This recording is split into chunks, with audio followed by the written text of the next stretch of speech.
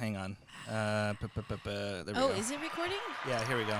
Yay! Oh, welcome to Caleb Oh Can't my Read, God. everybody. It's been over a year. Partly because we thought it was funny, and then it kept going because we got busy. You thought it was funny? Yeah, I did. I was giving I myself was like some break that time. You did the thingy. Oh, the button. Button? He only did it Sound because he effect knows button. I don't like it. Yeah, that's true. All right, everyone's got their drinks. You got I yours? like it. Yes. All right, how is it, by the way? It's a seasonal flavor. Is it good? Great. All right, good response. Sorry, I've been forcing that Pakistani video down her throat for the last several weeks. I'm not familiar with this. Really? Oh, really? She's just oh. bouncing. Inshallah, he's going to become pilot. Grape. You don't know it? No. It's okay. When I grow up, I be pilot and I will free all of Pakistan. A Pakistan pilot. Grape. Yeah, no, it's great. We're All going right, so- straight into racist accents, Yeah. like just out of the fucking gate. Like, Nicole, you're fine. Jordan? Hey, Actually, I don't know if you are Jordan is only. This is Jordan my heritage. the only one who can be racist. That's because right, that's he my is heritage. Fully white. that is my heritage. fine. Your heritage. Yes. Oh, man. To be racist as shit? Yeah, No, probably. I'm sorry. I just wasn't getting that you were like that Just kind of honky kidding. due to the lack of, like, I don't know, fucking Confederate flags in here and shit. Oh, the lack of. See- You didn't check out my back tat? So, I guess anyway, I'm Jordan Rabel. You are Caleb. a Caleb. That's good. I'm Caleb. Nicole? Nicole. There we are. Rabel. All right. I'm done saying my full name on here as if that's going to, like, erase all the, what is it, like 50 times? You I did it can before. never erase the past. It will always follow you. Especially not if it's Cole's recorded. been on a real I'm Caleb nihilist Terrence. kick, I guess. All right. Well, did your parents don't strike me as ones that are real like super familial into like love or nurturing? Did your parents ever read you bedtime stories? Really? You know, thinking on it's been a while since anybody asked me about my childhood. I'm just drawing a blank on everything for some reason. Yeah, I feel like you draw a blank on your childhood a lot. You were probably molested. Nicole, did you get read bedtime stories? Why, yes. There was, like, my favorite one was from Hans Christian Andersen. Oh, It was about some big guy and some little guy, and they both had the same name. Oh, wow. I can't believe that And- you actually know that one. Yeah, no, big. So, I don't think that we're going it might into be John or something. Big John, Little John, and there's like a deacon that is like cheating with someone's wife, and Well, let's It's not a pretend weird like you fairy don't know tale. what the subject of let's today's not pretend. No, don't episode interrupt. is. Continue. No, Oh, no, yeah, no. there's fighting. Interrupting women is Yeah. also my heritage. No. It's yeah. Anyways, Well, let's Go. get started, shall we? Hans Christian Andersen was born April 2nd, 1805 in the city of Odense. is that Located really how you say it? Yes, I had to write down the phoneticism. All right. Located on the island of Funen in Denmark. Is that really how you say it? I don't know. I didn't look that one up. Buster is also here. Shut the fuck up. That's Hey, don't Buster talk to her Keaton, like that. the That's dog. my heritage. Maybe if you didn't talk to her like that, she wouldn't fucking act out. You think about that? No. She's a piece of shit. No, you. Oh, Are you yeah. going to edit that out? Probably not. I don't know. Now, Hans's mother, Anne I just made Marie. a molestation joke. I don't think people care about a dog barking in the middle of it. Like, hang on. No, make sure The there isn't world an is abrasive burning sound. Down. Are you kidding me? Like- We're going. The pedophile in chief just started war in the Middle East Probably again gonna cut that because one out. he doesn't want. Oh, okay, so that's fair. No, and it's not that it's bad to mention. It's just that like I had like it was just at a Friendsgiving several months ago when that kind of thing was going on, and someone like went off about that in the middle of the dinner. Like went off about like current affairs in the middle of like us like getting up to some different shit, and we had to explain to her like, hey, you're not wrong. That's cool. But right But now it's we're trying to Friendsgiving. fucking You like guys are like- supposed to be having a nice time together. It's not like you're having dinner with your family Mhm. where you want to fight them. I'm going to start over. Please do. Want Hans. some therapy. Oh, she. No. Like not from me, but Filipinos don't believe in that. It's fake. No, I tried going to a counselor once. I did not like her.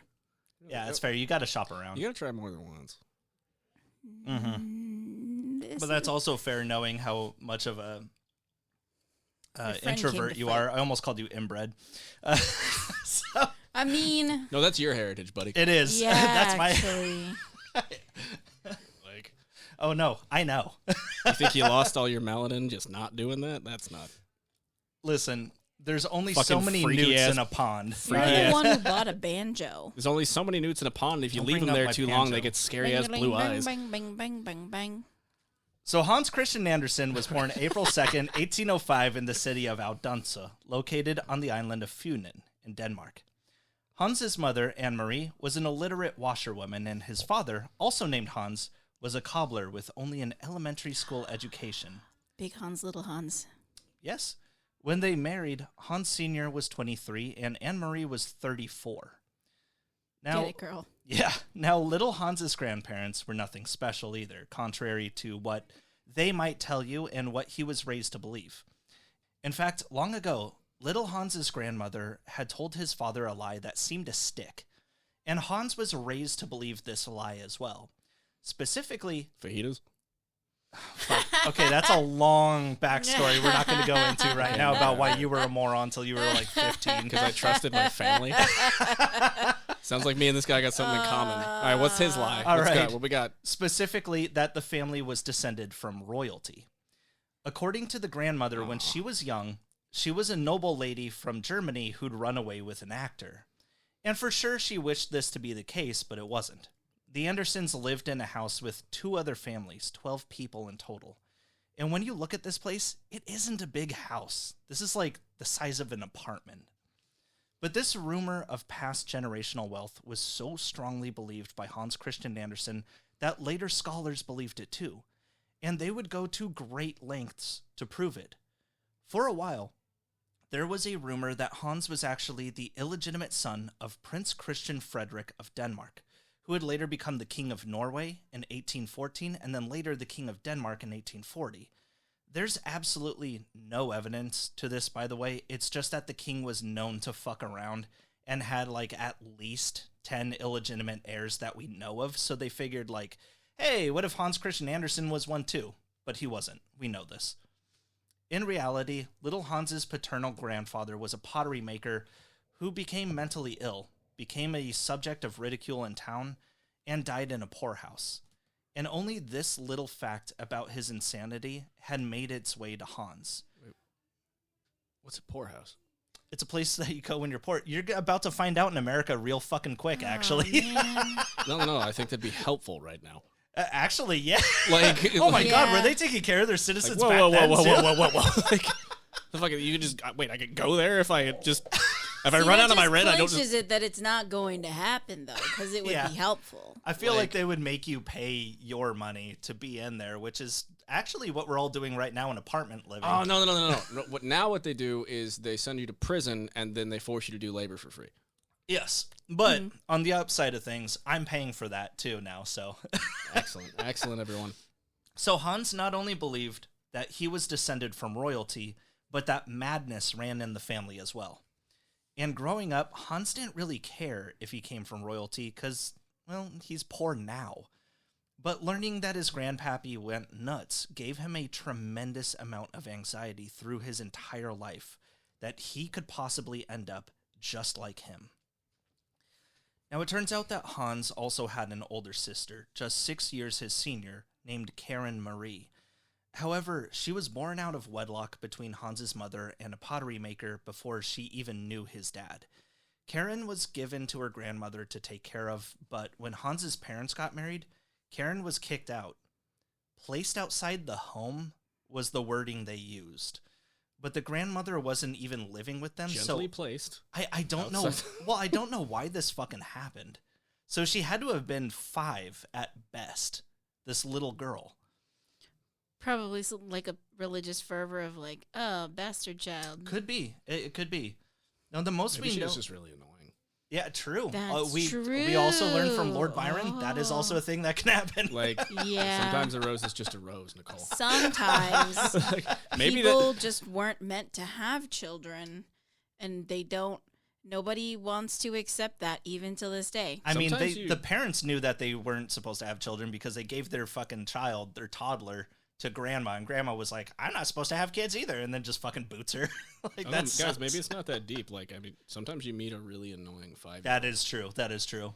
And this is a time when it's acceptable. I mean, shit. I mean, there's no birth control. How many more of these are you going to have? You can spare a couple Let's years. make True. Denmark great again. Wasn't that like a thing that they wouldn't name children until they hit a certain age? Oh, yeah, because why bother if you're going to die anyway? Yeah, exactly. Now, the most we know about Karen after this is that she tried reaching out to her brother Hans on 2 different occasions. The first was when he was 22. Karen had become a stowaway on a boat headed for Copenhagen to find him, but he was away, so she just headed back. The second time was when Hans was 37, and she did find him this time, but besides knowing that, there's no indication of how the visit went. All we know is that he ended up giving her $1. Hans never mentioned Karen in his memoirs. Denmark dollar in today money? Let's say I it's think it's the same. The way it's phrased, let's say it's just like $100. Yeah, maybe. Hans never mentioned Karen in his memoirs, and in his diaries, she is only mentioned as, quote, my mother's daughter. So anyway, Hans Christian Andersen's father would introduce him to the world of literature through the Arabian Nights, where Hans would fall in love with the fairy tale genre. And it was around this time that Hans Sr. also took over a neighbor's military service, so he could get the payout the neighbor was supposed to get.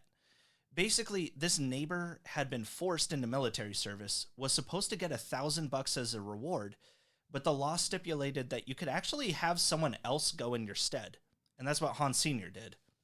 I can't tell you how much $1,000 would be today, but for a family living with 2 other families and being poor as shit, just imagine that it would have changed their lives. However, there was a little mix-up in the country's ledgers about who owed what, so Hans Sr. didn't end up with $1,000. He ended up with 100, which wasn't life-changing at all. And now he was forced to be in the military on top of that. Womp. Government. And now he was forced. Just Buster really disagrees with, the way governments are run. She has a lot to say. Even historical. Makes She sense. does. Buster's a fucking anarchist. She is. Fuck yeah, dude. I raised her. She just cannot get her shit She together. can't close her damn it. fucking mouth It's just like the any good Chihuahua in her. She has the fucking... But goddamn does she have the spirit, and I love it.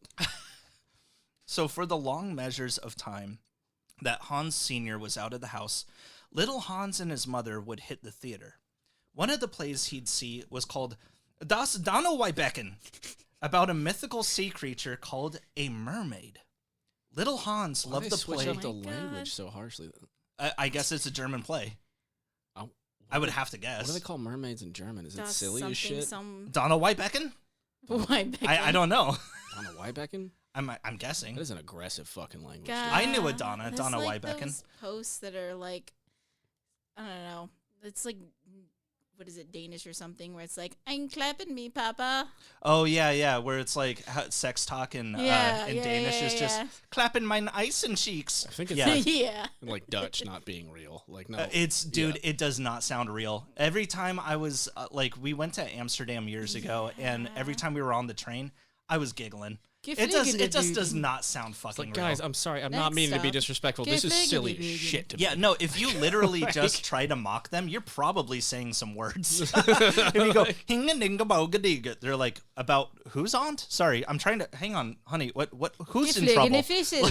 Whoa. We have a word too, okay? Like, no. Schlappenbuchendigen. Now, little Hans loved the play so much, he'd wear his mother's apron around the house like a cape and pretend to be a knight. Or he'd swim around on the floor as if he himself were a mermaid. But according to Hans, quote, "Oh, these scenes otherwise frightened my mother. She forbade me to do so, because she often thought that I must be mad." They do have a family history. Exactly. How old is he at this point?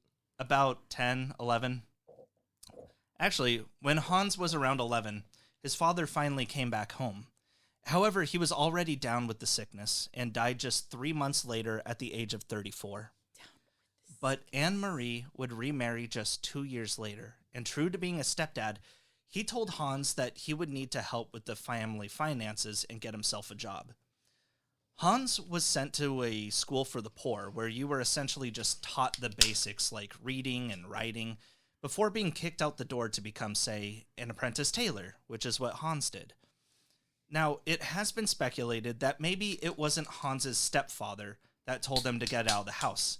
maybe it was Hans himself that wanted to get out.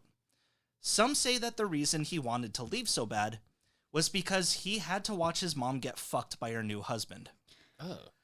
I know that sounds kind of... Why is this recorded?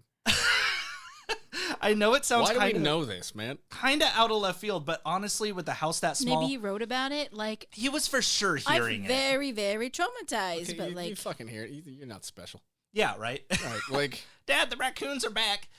And as we'll later find out... Everybody okay? Get out! Hans was largely disinterested in sex, and some have theorized that it was because he had to see what his mom looked like as a pretzel. I'm just saying. Now, Hans... Jesus Christ, maybe he was just ace, man. What the fuck are we... No. There must be a larger theory at play, please. Don't ruin our heterosexual icons. Maybe This is my fantasy. Maybe he just doesn't like fucking. It doesn't have to be that he watched his mom getting fucking, like... Clapped. Yeah. Mm-hmm. No, Easy. Hans would seek employment as an actor at the age of just 14. Not initially, though. He actually took a boat to Copenhagen to leave behind the life of a tailor to become a carpenter instead. But unfortunately, he didn't last a single day. So naturally, Hans took a look at his soft hands that couldn't lift a hammer and couldn't thread a needle and decided that he was meant for the stage. That sounds about right, honestly. This boy is not meant for blue-collar work. And somehow, he was accepted into the Royal Danish Theatre. I mean, maybe they just felt bad for a kid on his own, you know? Well, there, Hans would be charged $20 for rent, where he was awarded his own unlit room on the first floor of the theater. Not caring too much for his accommodations, Hans sought out his mother's half-sister who happened to live in the area. Turns out she ran a brothel. And of course, anything sex-related seemed to scare Hans. So he decided that he'd just as well stay in the shitty little room he had at the Royal Danish Theatre instead. He chose the closet in the theater rather than the brothel with women. I hope this is foreshadowing for you. Man, if I could... Jesus. I know, right at 14? We all got our preferences, man, but I mean, just like fucking damn. No, Hans did fine learning the tools of the thespian trade for about a year until, unfortunately... I mean, it would be hard to sleep, to be fair. Yeah, yeah, that is fair. That is fair. Well, he did find learning the tools of the thespian trade for about a year until, unfortunately, his balls dropped. He was now unable to hit the same notes on stage that he'd been able to before, which led to talk of his expulsion from the theater. But someone Hans had befriended on stage heard of his situation and tried to lift his spirits, saying, you know, I always kind of figured you for a poet. You can at least find some merit in your writing. Wait, they don't just give him songs in a lower range? Oh, they kind of will. You'll see. And well, I'm sure this guy was just trying to make Hans, like, didn't kill himself on the way back to fucking Outdonsa. Hans took the advice very seriously and started to hone his writing craft. Luckily for him, it was this same year in 1820 that a collection called Fairy Tales and Stories by B.S. Ingemann was released. B.S. Ingemann. Yeah, it's not the best. I did know a kid named BJ once. I think it's great. Yeah, I know. Oh, he was an asshole. Like and you know what? Well, he was named BJ. I think it was because of that he was an asshole, honestly. Like, he was just straight out the gate. Like, the first time I met him, I was just like, your name's BJ? He goes, yeah, like what I did to your dad. You fucking, what, you know? It was like, whoa, all right. I like you. But come on now. I was just asking. Like, just already fucking ready. Yeah. Well, it would be one of 2 whole books on fairy tales that were available in Denmark at the time. And naturally, Hans Christian Andersen found himself immediately inspired. Now, fortunately for Hans, one person he managed to make friends with at the Royal Danish Theatre was the director, Jonas Collin. And Jonas liked Hans well enough as a person that he managed to keep him employed in the plays. On January 25th, 1821, Hans Christian Andersen would have his first role, the only role he'd ever play, as a walker-on. This role had no speaking parts. In fact, his whole purpose was to walk around the stage to make the background seem more lively. Yes, in some performances, he may even be sitting. So he's an extra.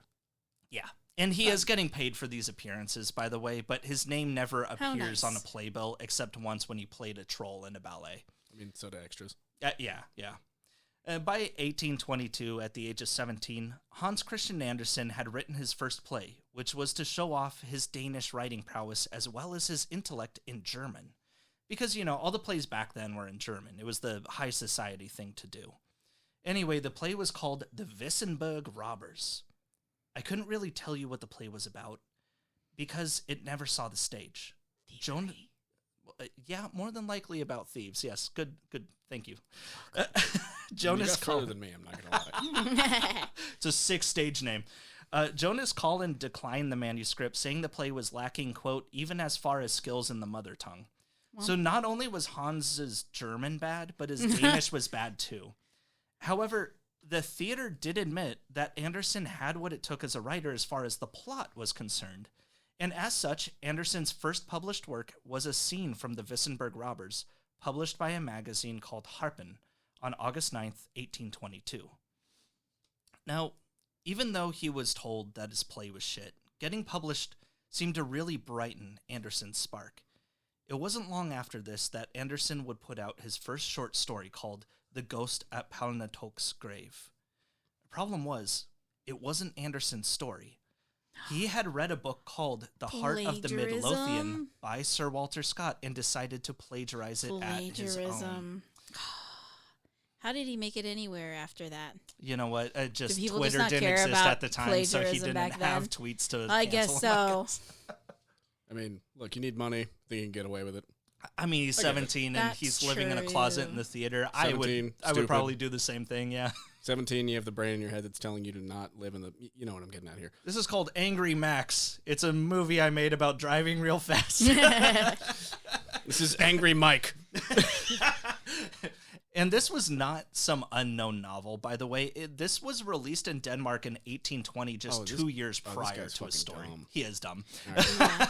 Like, that's just bad poor. plagiarism. Yeah, it was a bad idea. It's simply put, Andersen's first book, not a success. Now everything he does is going to be suspect to me, because I feel like it's like, okay, this was your first attempt, you failed, you probably learned later. Right. You know what I mean? But, just establishing Did he at least improve his German and Danish grammar? Oh, I'm sure he did. I mean, he lived to an old age, but we kind of talked about this with like... I don't know, man. I've known a lot of old people that are stupid as shit. Oh, yeah, no, please, don't get me wrong. And don't learn anything. Like, I mean, you still got like, a lot of writing left to do. Yeah. So I would imagine We got nothing about 15 more else, pages here. It's like, oh, he has 50 years experience. Were they all fucking stupid? Yeah. Like, that doesn't mean anything. I mean, like, I'll put it this way. To put it into some context, Percy Shelley's, I think, first published work or like second published work was like a bunch of poems with his sister, and one of them found out to be plagiarized, and he blamed his sister for it because she's a stupid woman. And so, like, that was just that, and everyone was just like, oh, yeah, no, she'll never make it. How's your career doing, Percy? But, like, the thing is like, Percy was plagiarizing, like, a very unknown story from, like, 10 years ago that somebody happened to find, and he was like, fuck! This guy is basically taking something written by, like, a well-known author from 2 years prior and was like, it's a story all on my own. Like, half of you haven't fucking read it. The only thing I will possibly give him is, like, maybe he thought he could just get a check before anybody figured it out. That's you fair. know, like, yeah, maybe, yeah, like, fair. You know, like, maybe he's like, sick, rent's, I don't got the $20. Don't want to go back to the poorhouse. Like, maybe, like, fuck, like, I don't want to be in the brothel because there's a bottle of really fucking shitty men there and I can't sleep. It's funny, though, because, like, back then, I'm sure they're just like, can you pay us back the $20 you got from us? No, I spent it already. All right, well, these two guys are going to kick your ass legally. Yeah, like, I don't know. Anyway, go on. We'll pass judgment later. And when the publishers couldn't sell the copies of his book, they sold the whole stack to a bookseller who tore out the title page and renamed it to something else to try and trick people into buying it. Nice. And when that didn't work, he just burned the whole fucking pile. Today, there are so few copies that exist that I could only find traces of their existence because they are often bought by rare booksellers who hold on to them very fucking tightly. Well, even though the book was just a copy, Jonas Collin could see that Hans was quickly becoming proficient with literature. Jonas thought he had what it took to really be something. So, sticking his reputation with the royals on the line, Jonas Collin asked King Frederick VI, the same guy that some people assume to be Hans Christian Andersen's real father, to fund Andersen's schooling with a focus on literature. Turns out, Andersen was not a good student. Oh. I mean that he was kind of that was kind of a stupid risk for Jonas Collin to take in the first place, honestly. But I won't place the entire blame on Andersen alone. You see, with Hans going outside of Copenhagen to study literature, he would be roomed with the headmaster of his new school.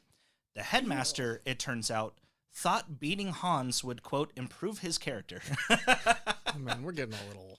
That's really Dickensian. It is, yeah. The fuck? I was going to say abstenian. I mean, he hasn't been diddled yet, nature. as far as we know. Yeah, but no, beat him often he did. Strangely, the headmaster also thought writing was kind of dumb and openly discouraged Andersen from doing so. So, yeah, I'm not going to teach him how to write, and I'm going to beat the fuck out of him. Which, maybe Colin should have checked into this guy's resume a bit before rooming a writer with him. Oh, yeah, he sleeps with me. Why? He just sleeps with me. Don't worry about it. It's for warmth. Okay, it's cold. Dude, I kind of feel bad for this little dude now. Like, well, not Jesus only Christ. that, but because Andersen had never technically graduated from elementary school, this fucking 17-year-old kid was sat in the back of the class with a bunch of 11 and 12-year-olds. Like Billy fucking Madison. But with no confidence and a lot of anxiety, I'm assuming. Yeah, he didn't look near as good as Adam Sandler He's not did. fucking just, like, taking kids out with dodgeballs. Like, this is depressing. Like, this is... I want to say that he actually graduated with this same class, too. So when they all graduated, he was, like, the oldest kid there at, like, 22. Going through the recorded graduation 22? ceremony for 11-year-olds as a 22-year-old man. They're doing all the little fake acceptance things, like... Mother, I'm sending you 4 stickers that the teacher has graciously placed upon me. Oh, my God. Kids, like... Kids are mean. They're mean in ways they don't even understand they're being mean. Yeah. Like, because you know they were just ripping into his ass with just honest questions. Yeah. Oh, Jesus God. Well, luckily the headmaster wasn't. Well, either way, Hans Christian Andersen would go on to say that his school years were the worst years of his life. But one good thing he could say about it was that the school specialized in writing romanticism, specifically modeled after the author B.S. Ingemann, the guy who wrote that book of fairy tales that inspired Andersen. Well, it turns out the person... They used the BS method. It turns out the person teaching B.S. Ingemann's work was none other than B.S. Ingemann himself. Oh. So, of course, yeah, Andersen stays. So he got to learn from the master himself about romantic language and all this other bullshit. Put up with all the kids. Man, it would be... I would turn into such a horrible person if my job was to teach my own work. Yeah. I don't know. Is Ray in a way, you Bradbury- kind of do, don't you? No. Is I Ray didn't come up with this Bradbury shit. Like... a bad man? I haven't researched him yet. He could well, be. he's still alive, isn't he? No. No? Ray He Bradbury's passed? dead. Yeah. Oh shit! Dead as dreams, Nicole. But he was a he was a I'm teacher sorry. too. Yeah. Well, in 1825, Andersen's senior class is taken to watch the execution of 3 murders. Senior class? So Wait, that's what? Like 8th graders? Or? So you know, I think- 12-year-olds and no, this no. 22-year-old? No. So he was with this. Okay, so 12. So they were like 17, 16 years old, and then this one 22-year-old guy. Oh, okay. No, he was 22 when they were like 11. No. He was 17 when they were 11, but then when he Okay. graduated at 22, that means that 5 years later they were around 16, 17 Wait, so years he had old. to go through it like really fast. He wasn't. No, he didn't get to go through it fast like Billy Madison. He had to go year by year with these fucking children. Can you imagine, dude? You're like crushing on one of the girls too, and you're like, I "This get is older, weird." They stay the same age. Oh no! No, that is getting weird. Why did you take it there? What the fuck is wrong with you? Oh, you're right. He's asexual. So, anyway, so they're taken to watch the execution of 3 murders, and this apparently affected Andersen greatly, as he yeah, soon. no shit. What the fuck? Like, I don't know why he was such a pussy about it. As he hey, soon, watch the life leave someone's body. he soon writes to his old benefactor God. Jonas Collin, quote, "Into the stream of time crashes everything mediocre. Only the extraordinarily great can continue to exist." I'm not entirely sure what he means by that, but Okay. it sounds like a crash out if I ever heard one. Was it beheading? Was it a hanging? I couldn't find anything. Let's just just be glad that man was learning how to write, so he had some kind of an outlet. yeah, no, but I don't Yeah, think true. look, if there's the history of like mental illness there in the family and he didn't have a way of expression there, let's not think about what would have happened after. This guy could have really been the Daniel Johnson of his day, you know? Like, give him a little fucking electric piano and a recorder. He would have been great. Yeah, that's where I was going with that. But I was thinking of the plane crash. What? Oh. Daniel Johnson. Okay, yeah, that was a his dad was really excited for him to be recognized or get an award or something. Yeah, right? Daniel Johnson was going to like a festival, like a music festival when he was first starting out, and his dad was a pilot. So his dad rented a little Cessna or whatever it was, and Daniel Johnson had a freak out in the middle of the flight and believed that he was Casper the Ghost. So he forced the plane to crash land. Everyone survived fine, his dad was just excited for him, you know? And then now I didn't expect you to bring out that deep cut of music history. I'm going to be fucking... God damn it, that's a funny tragedy. I'm sorry. I'm sorry. They lived, I'm obviously. sorry. You're allowed to... I mean, yeah, I know. You know? Well, yeah. Like you're a fucking pilot and then you fucking have a fucking emergency crash landing and shit, and then it's like, what happened? It's like, my son thinks he's Casper the Ghost. Because he's a very serious... Stop laughing. He's a very serious mental illness. Shut up. No, it's not no. It was just... I don't know. I mean, if anybody hasn't seen The Devil and Daniel Johnson, great documentary. It's not funny. I thought I was going to die. But what I didn't know going into that movie was that they had actually recorded, like, with a video camera, his freak out at Metallica, which I had only heard about. Man. Where, what? Yeah, Metallica was so... no, was it Metallica? It doesn't matter. I'm going to say Metallica. That is a strange combination if they asked Daniel Johnson to open for him. No, it was the Butthole Surfers, I think. So, no, it was the Butthole Surfers really wanted him on their label. I feel like that tracks. And they were just like, dude, what's wrong? In like a parking lot. And he was like, no, you're all agents of Satan. You know, and it was just like freaking out at them. They had it recorded. It was great. Anyway. Man, do you see how much the energy rises in the room when we're on a topic that we give a fuck about? Isn't that fucking wild, man? I want you to know I am genuinely interested. I know you are. That's why you're here. Life. Yes. No, it's from this point that Andersen is constantly sending letters to Colin, mostly dealing with his fear that the headmaster of the school, Simon Miesling, was going to kick him out. That's Quote, his only fear, that the headmaster is going to expel him? This is a long quote. I'm going to read it quick, but this is how his fucking letters go. Quote, since you wrote to Miesling, he hasn't been so hard on me as before, but his manners against me is getting more cold every day. Helsingør is an expensive place to live, and everything is therefore more and more restricted. Every day at noon, I'm at the school reading until the afternoon where education starts, and thereby save warming up my stove in my room. Every evening, I get 5 pieces of wood. My room is pretty tall, and my stove is so big that the 3 pieces is half burned when I, a little after 5 o'clock, return to my room with the last 2 pieces. I can't stand the cold until 9 o'clock, and I can't get more wood. The girls sometimes slip in some wood to me in my room, but this can't happen every night, so the other night I had to go to bed a little past 9 o'clock. I couldn't stand this. If I saw a friendly face every once in a while, but nothing is more rare. Last Sunday my stove was warmed up at 6 o'clock in the morning, but at 9 o'clock it was almost burned out. I therefore asked the girl to ask him for a few pieces of firewood, because I was going to stay at my room all morning. I got about 3 pieces, but as we sat at the dinner table, the whole family, the new teacher and Hebraic and his brother, and I talk about rooming and things like that, Miesling turned to me and said that I have asked for wood today and that I shouldn't expect to get wood next time I asked for it, since the payment I gave him was not enough, but that you in town paid for this, that and the other for dinner, but I only paid $200 for everything, and he was losing money in having me. You probably understand how painful this was for me, dear benefactor, and that his thinking of me is very bad, since he see me as a burden. I truly live as limited as possible. I live very modest, and I am very tolerant despite the circumstances. So, was there no punctuation, or did you just make it sound like that?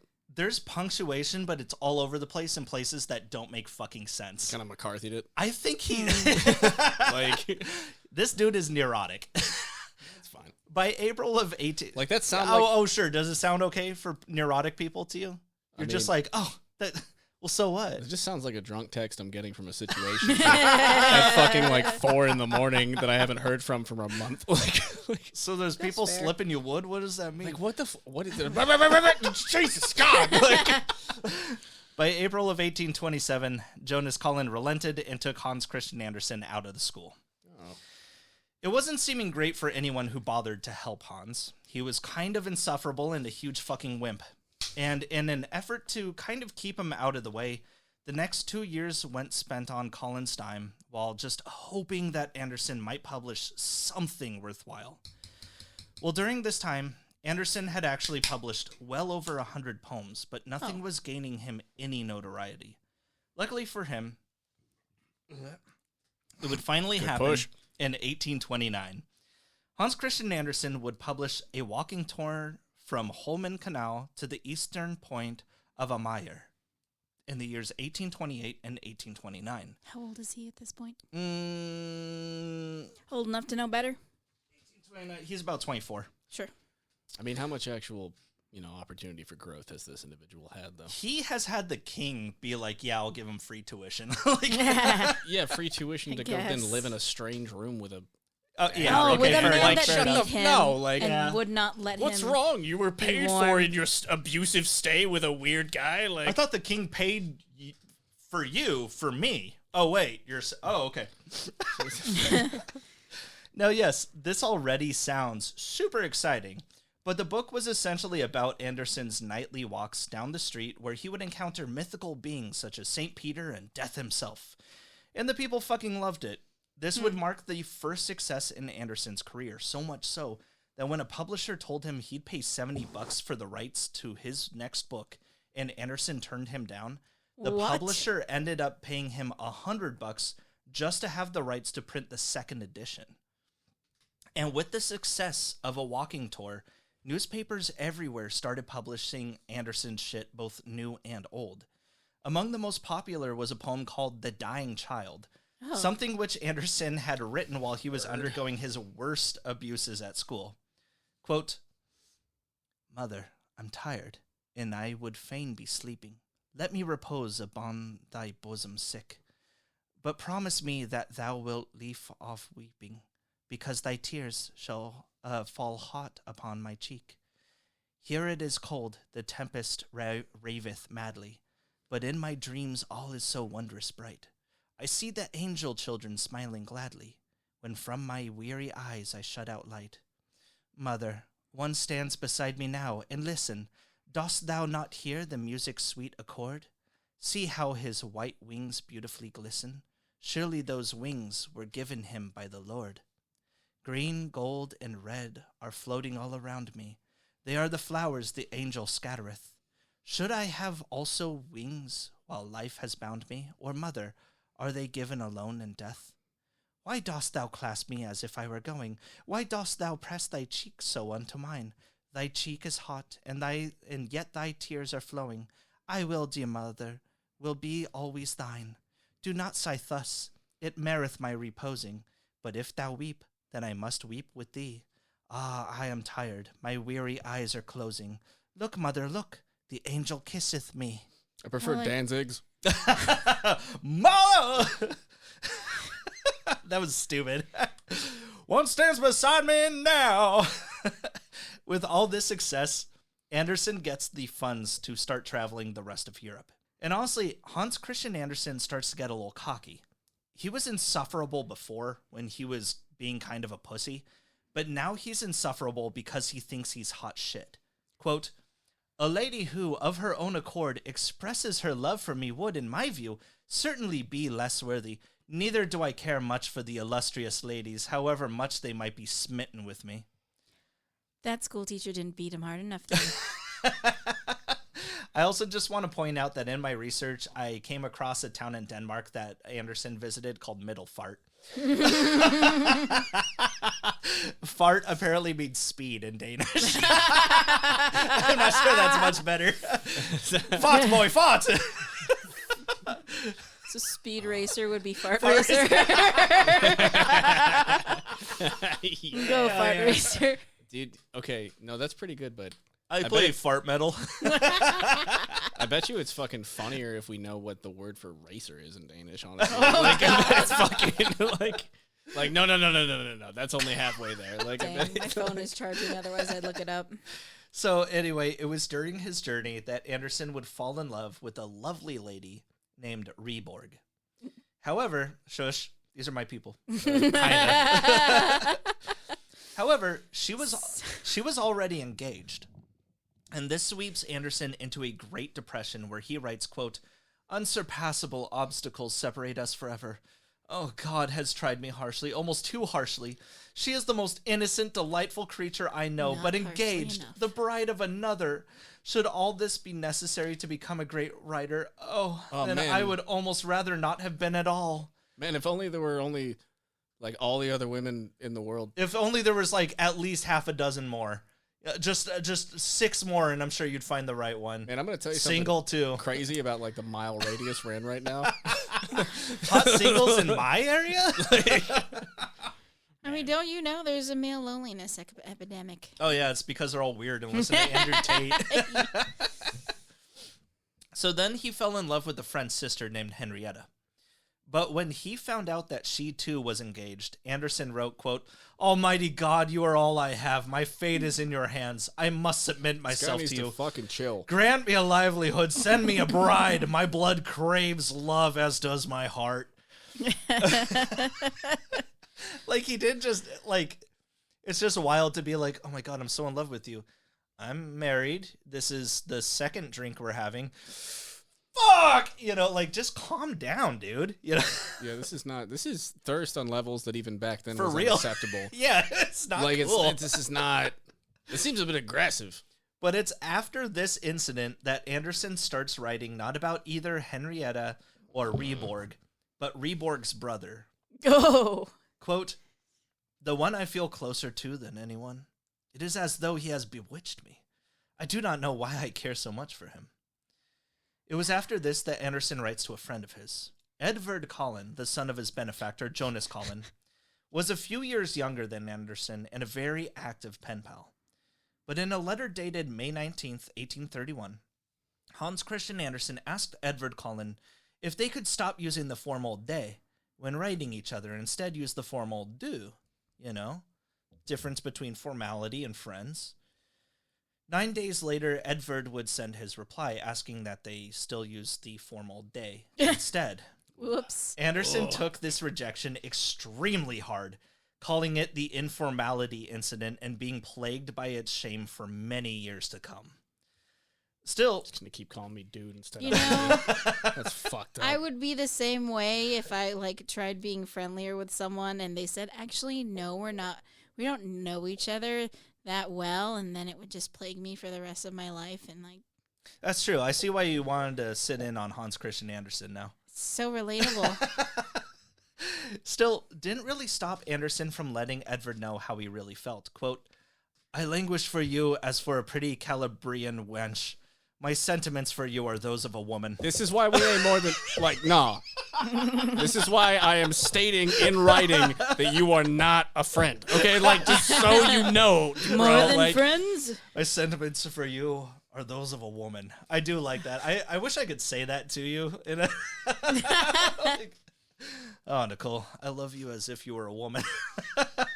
Thank you. But of course, Andersen did still understand that being gay anywhere in the 1830s wasn't exactly the best way to have a long life. So he follows that up by begging Edvard, quote, the femininity. You want to give it another shot? You Femininomenon. want to take a deep breath and go after that? The femininity of my nature and our friendship must remain a mystery. Then stop bothering your fucking friend. Like, hey, can you keep this on DL? I want to smell it. You know, like, just, okay, then leave him alone, dude. Like, What he if said- his friend was just that attractive? he says, I get it. Okay, look at Caleb over here. A no's a no. Yeah, for real. To just like follow up that writing with like, okay, so we can't use the formal do. I understand. I want to fuck you like a woman. You know, just like that's. Please don't tell anyone. I would start telling people like that's weird. Like, man, okay, that's oh man, that would have actually come after the stop. The question should have come after the can we be more informal and can I just call you a friend? Right. Yeah. But to follow it up with that, like, I just want to lay all my cards on the table. No, don't. I thought I was very clear. No, we're not playing the game, bro. And there are, of course, those pesky old critics who say Hans Christian Andersen was nothing but a pussy-loving heterosexual. Which is funny, considering the large amount of evidence we have to the contrary. Just like Walt Whitman, just like Emily Dickinson, just like Willa Cather, now Hans did love women, yes, but he also loved men. He was largely disinterested in the act of sex altogether, but he was really into kissing and cuddling. Now, when he was a student, Hans Christian Andersen would frequent a different friend's house once a week. For instance, on Mondays, he visited a man named Wolf. On Tuesdays, it was at Jonas Collins' place, etc. Collect and collect and then select. Okay, yes. Good advice, you whore. And back then, it was It's just... the family motto. Yeah, it seems On my to be. dad's side, weirdly enough. No, For that the checks women, out. too. And back then, it was just because everyone knew that Hans was a poor little dork that couldn't really do anything for himself. But as his notoriety grew, it actually became an honor to have him over every week. The only person that didn't really give two shits about his newfound fame was his mother. Hans would send his mother Anne-Marie food often, knowing she was still a poor washerwoman, but she'd always write back like, "How about you send me the money you spent on the food instead?" And Hans just wouldn't budge on this subject, which drove both he and his mother fucking crazy. I agree with Hans on that one, honestly. Like, no, this way you can save your money for groceries. What's she gonna use it on? The money? I don't know. Crack? There might be. I don't know. Fucking whatever the equivalent was at the time. Yeah, I mean, Laudanum. also, well, actually, fucking maybe, dude. She's poor. Of course she's going to True. have a vice, whatever it might be. She needs some ciggies. Yeah. So you're being like, send me some fucking money. I would have used it better to get more food that would have gone me a longer ways than this. But at the same time, yeah, I could see him That's being... true. What if he's like sending her fruitcakes and That's shit? true. Where That's it's true. like, You know what I mean? Yeah. this is not nutritious enough. This is junk food. Why are you sending me The Takis when cheese I has need rotted, vitamins? boy. It's just fucking family-sized bags of hot Cheetos. Son, could you please send me those Chinese cigarettes I see on Instagram all the time? But at the same time, like, I see why he's I finicky totally for get being where he's like, coming dude, I'm from. sending you a gift. What the fuck? But like, Yeah. I don't But- think they're gonna talk it out. Though. No. Like, But due to the success Hans has gotten from his book A Walking Tour, it allows him to throw his first successful play, The Raven, with the Queen of Denmark in attendance for her birthday. Andersen uses this opportunity to gain an audience with the king after the show, where Andersen presents him with a collection of his new poems. He then immediately puts the king in an awkward situation by being like, "Hey, do you think you can fund a soul-searching journey for me?" So after his first trip around the continent, Andersen gets the immediate funds for a second. It was around this time that yet another girl that Andersen is interested in gets engaged. And he awkwardly writes about how the tears in his diary are making the pages stick. 100%. Those are my tears. Dude, fucking. He says, quote, Oh my god. Oh, quote, "There are pages in the diary of the heart which are so thoroughly stuck together that only our Lord can open Oh them up." my god. He's Tina Belcher. He Yeah. wrote erotic friend fiction. bro, tears don't be drying like that. Like that's not. That's not. I mean, I don't want to get into how I know, but like, but that's No, not. I wouldn't know. No, I Unfortunately for Hans, a worse tragedy than sticky hands was about to befall him. While he was in Rome on October 7th, 1833, his mother Anne-Marie passes away at the age of 64. No more fruit. He would not find out until 2 months later. But Andersen was not deterred by bad news. During his tour of Europe, he actively promotes sections of his newest play called Agnete and the Merman. That is... the merman, The Merman! dude. Whoa, Merboy. dude. Get That a fucking is- couple writing jobs, and you're not squirming around on the floor in a mermaid anymore. It's a fucking merman now. That's not my mother's apron. That's my apron. That is until he receives a letter from Edvard Collin telling him the promotions they've been reading and performing back home have not been going so well. Quote, "Edvard informed me that my honor was now tainted. Agneta was disastrously misshapen, a mediocre mash. This shook my soul deeply. I was so overwhelmed that all my emotions were in turmoil. My belief in God and man. he took criticism so hard he started questioning Sophomore God. slump. But 1835 is the year that would skyrocket Hans Christian Andersen to stardom at just 30 years old. His first major success that year was a novel in the same style as That's a walking like tour. 60 back then. Fair. It was called The Improvisatore. It was a fictional autobiography where we follow our hero, Antonio, on his life's journeys through poverty and lost loves. Everything that Hans Christian Andersen was going through, except it's based in Italy instead of Denmark, so it's totally not real, guys. At least he said it's totally not real instead of just bullshitting. Yeah. And making a bunch of stuff about his life. Like we've gone through, I feel like we've gone over writers that have done something similar. Oh, yeah. But not been. Oh, the you know what I mean? novel. Like, A bit, yeah. You know, like.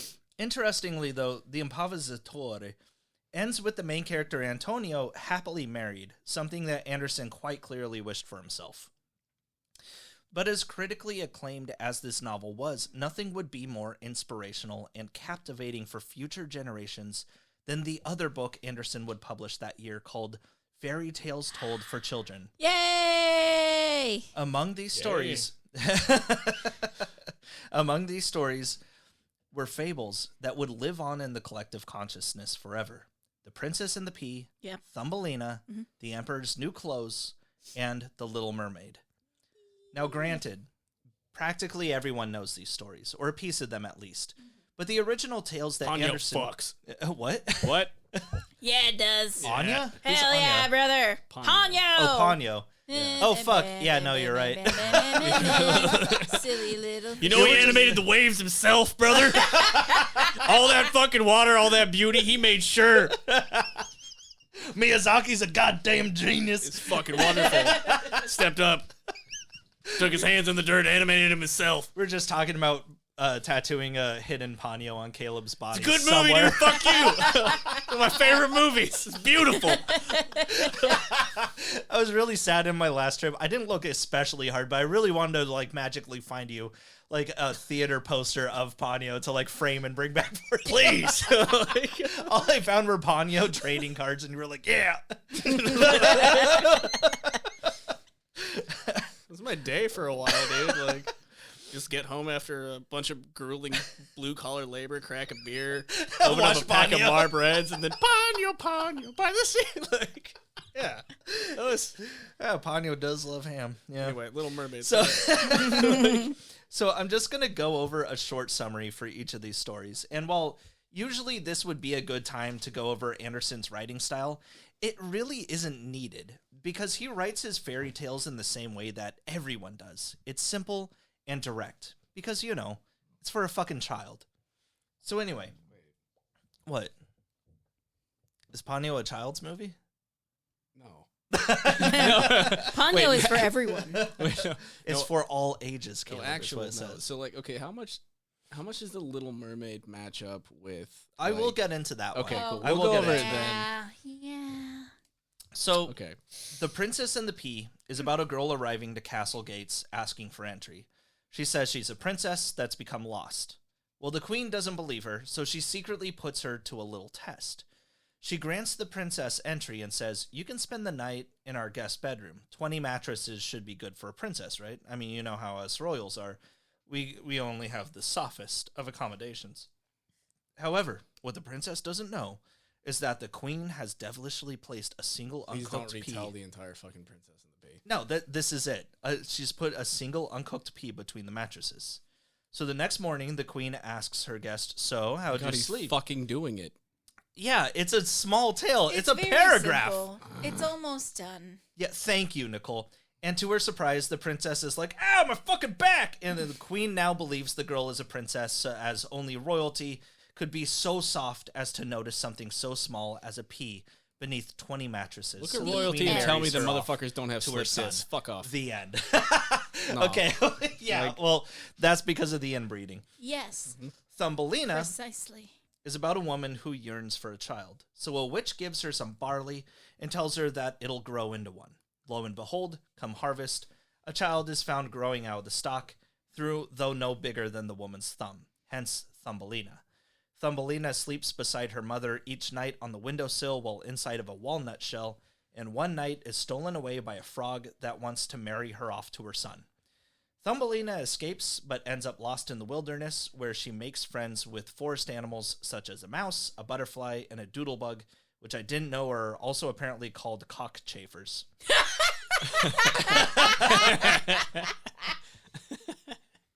God, I don't know. just if in general, or is Yeah. this like a Danish thing? No. I don't know. I don't know. I just Can you give me picture. another? Give me another. I don't know, dude. Like, Dude. I don't know if that's actually sillier. A cockchafer. Than being like, dude, what's wrong? Okay, Why'd you have I'll- to go to the clinic? Doodlebugs. Like, that's kind of like, like that's kind Slept of with this girl and she got fucking doodlebugs. fucking doodlebugs, man. Like, Okay, I'll say this. Cockchasers is aggressive and serious. Look, Doodlebugs is I funny. had this great uncle. Did He was give like you doodlebugs. no. His legal name was Dude. His name was Dude Birmingham, I Is it think. spelled like that. You just gave his full name. Dude. Yeah, Damn. yeah. And so everyone called him Doodlebug.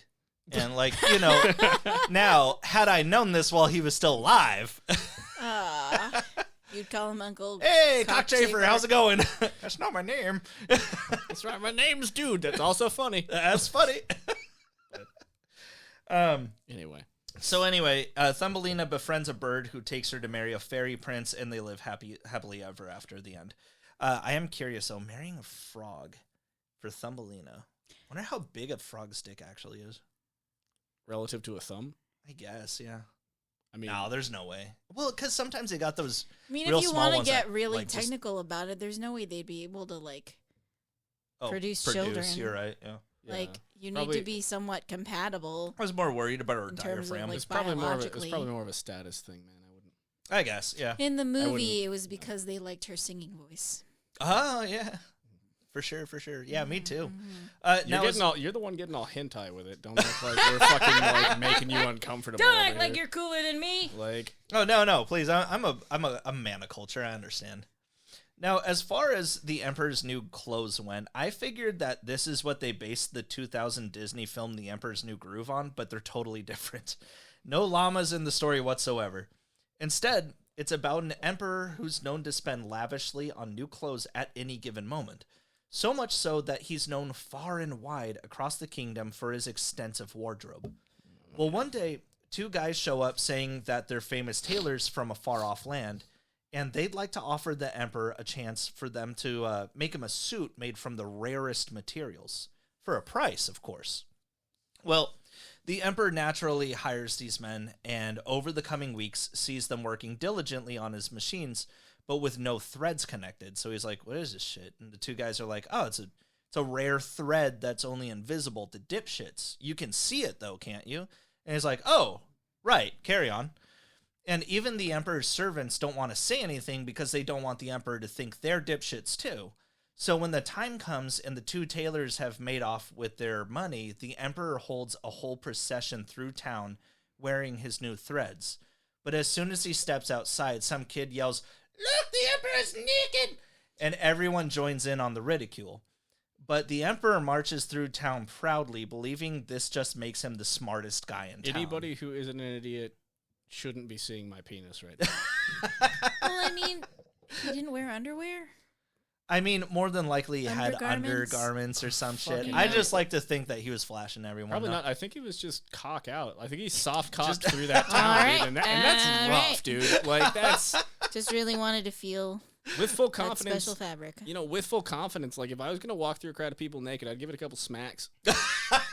Well, You know, you were like- fully clothed, like, though, you know, like- so- But if I thought I was fully clothed because I was a dumbass, like I'd be like, no, I'm fine, I'm good. Like I will say this tale had apparently not been made up by Hans Christian Andersen. It was a little-known tale in Spain, but Andersen is the guy who widely popularized it, Okay. which is going to be the case for a lot of these stories. Some of is he them, doing that again? what? Is he dabbling in the little plagiarism? Well, no, they're not well-known stories, but he's retelling. Oh wait, them. so he just got better at He's plagiarism. doing covers. Yeah, basically, he's doing covers. Oh, he didn't learn from his lesson. He got better at his bad behavior. That's what happened. Caleb, these are the first time they're being translated into Danish. You see, so this is. Oh, motherfucker. This is no. Like, that's not. No. That's. He's making fan fiction. Spanish fan fiction. Sure. Spanish Empire fan fiction. No, it's plagiarism. The A- I have Spanish Empire fan fiction. Don't That's ask true. About it. If you make money, then it's plagiarism. Well, finally, there's The Little Mermaid. Now, for the most part, this tale is on cue with the Disney film, so we can skip most of it. No. However, there are some weird differences in ending? how it ends. Thank you. Okay, so long story short, the mermaid still falls in love with the prince, right? Mm-hmm. Well, the mermaid learns that when humans die, they go to heaven, but mermaids just turn into sea foam. So basically, the mermaid tries to come up with a plan where she can go to shore and become human, so she cuts a deal with the sea witch that says in exchange for her voice, she'll give her human legs. The thing is, the pain of losing her tail will never leave her, and every time she takes a step with her new human feet, it'll feel like she's stepping on knives. No. What the fuck? Like, Yeah. Jesus Christ. But I want to go to heaven. No deal. What more do you want from me to make this, like, what the shit? Like, But the mermaid goes through with it anyway, and soon finds the prince along the beach. The mermaid's mute, of course, so she basically just becomes someone for the prince to something talk about at. this woman. Oh It's my like gosh, she's stepping on knives. She's so cute, and she doesn't talk. She's the perfect woman. And sadly, the prince likes to watch her dance. Oh, no. No, I just thought it was weird. Go faster. I thought it was weird that, like, he had all that shit with, he had, like, issues where he kept getting, like, What, in the Disney movie? no. Ponyo? The fucking writer guy. Yeah. The writer guy kept having issues with, like, he was, falling in love, quote unquote, with women that were already, like, engaged. Yeah. Or, like, promised. Which and- really you could have asked or, straight or, off the or bat. being in, like, in positions where they're like, hey, this person isn't available. They've already made a commitment elsewhere. And he was, like, dealing and torn up with about that, Mhm. which is kind of what's going on with Little Mermaid. But then also, like, the fact that he would flip around like a mermaid on the floor when he was a small boy. Yeah. There's a lot going on with this man. when he was a little mer boy. A little mer boy. Um, The thing is, unless the mermaid can get the prince to declare his love for her, she will never have a piece of his soul, so she won't get to go to heaven regardless. So when the prince announces that he's marrying someone else, oh look, he was already fucking engaged. I bet you he was just flopping around on the floor with some weird little contraption he made to make himself look like a mermaid. And his mom came in and was just Fuck like, me. his mom came in and was just like, you're only going to be sea foam if you're a fucking mermaid. Like, you don't go to heaven. Like, So when he finds out that the prince announces that he's marrying someone else, the mermaid's sisters swim to shore in the night and toss her a dagger, telling her that if she kills the prince and washes her feet in his blood, she can turn back into a mermaid and come live with them again. Yay. Yay! But Redemption arc. the mermaid can't bring herself to do it. Boo. Instead, she drowns herself in the sea, where she becomes a water spirit instead of sea foam, doomed to live as such for the next 300 years, where she will then be granted entry into heaven. The end. Ponyo was better. Pun is a lot better, dude. Less blood, though. I mean, actually, when you read it out that way, the only parallels are just that there's a fish lady. Look, yeah, exactly. I don't doubt Miyazaki to be just like, I don't fucking know. Like, cool story. What if we didn't do anything that was that gross? What What are if your he what made are this your nice? actual inspirations in terms of the original Little Mermaid story? I didn't fucking read it. I got waves to draw. It was just like, what if we made this actually wholesome? What if, you know what? What if Right. Liam Neeson's the dad again? You know, Yeah, no, fuck the English dub, dude. So distracting. you've been going through the dubs. French dub is where it's at. Le pognon. No, I'm just saying, I prefer a language where I can't understand who the actor is immediately because it takes me out of it. That's fair. Yeah. You know what I mean? Where I'm Yeah, like, oh, yeah, hey, that's that's fair. Liam Neeson. I'm like, what? Wasn't the mom someone too? I don't know. Get Uh, fucking. Maybe. Who cares? Kate Like, Blanchett. I think maybe. the worst I don't know. offender is probably like Princess Mononoke. Okay, look, I think the dubbing on that is great, but I can't tell that's Billy Bob Thornton. And it takes you out of it, And I'm does it just not? like, but I'm also like, if Billy Yeah. Bob Thornton lived in that world, that's exactly who he'd be and how he'd look. Yeah, I know. I'm just like, that's him, But, 100%. But it just. I know, but god damn it, it's still my favorite one. What can I say? Yeah. Actually, is it? We'll have this discussion later. Like, Yes. like we I do like Porco Rosso quite a bit. He does fight against fascists. haven't watched it. What, really? Yeah. Damn, dude. Yeah, I It's should go good. home It and is watch fun. it, huh? Yeah, it's pretty good. I go It's to it. fun. It might not be for you. It's okay. That's okay. I don't know. There's a hog. He fights fascists. I'm here. He's cranking. Yeah. Whoa. All right. Now, since its publication, fairy tales told for children has, of course, been an inspiration to bedtime stories everywhere. But when it was first published back in 1835, people kind of fucking hated it. Nowadays, there are scholars that actually debate over the philosophical and even religious implications in the ending to The Little Mermaid. I know. But back then, critics were tearing these stories apart. They basically hated that there were no morals to them. Like, why would children ever like a story that's just supposed to be fun? And we talked about this once before in our Charles Dickens episodes, but Hans Christian Andersen could not handle criticism. We'll get to that particular incident later. But just know that anytime someone said something negative about Andersen's work, well, he was a bit of a crier. Oh, God.